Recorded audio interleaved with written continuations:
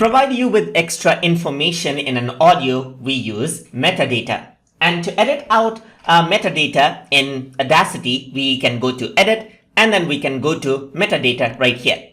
Once you go to Metadata, you can see that these are the tags right here, which is there by default. So you can add in the artist name. So let me just go ahead and fill it up. So if I were to type in TutorTube right here, then I can simply go around, add in that track. So this is 8-year anniversary right here. So I'm just going to type in 8-year anniversary. You can go around with album title. So this is from YouTube library right here. So I'm just going to type in that. Track number, maybe this is 5, and year, maybe this is 1990 right here.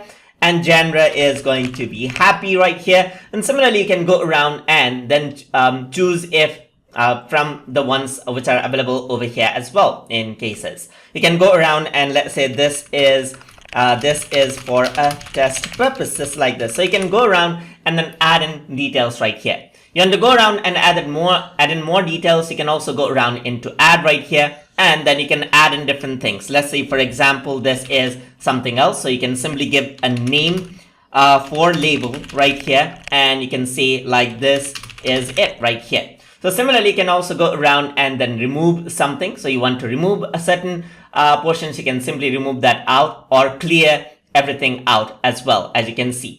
You can go around and you can load out template or save out template over here as well. So you can add in details right here, just like this.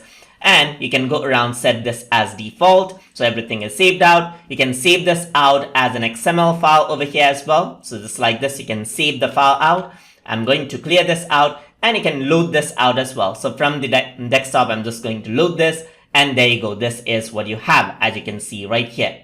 You can also click on don't show this when exporting audio, so this is not saved out. Or over here, you can go around, edit the genre list over here as well, and so forth. You can reset out the genre list over here as well, so it is default. You can go around, edit genre list as well. So this is what you have, as you can see. You can go around and simply add in custom genre right here if you want to as well. So custom genre right here, just like this, and it'll show up in the drop down menu right here. So just like this.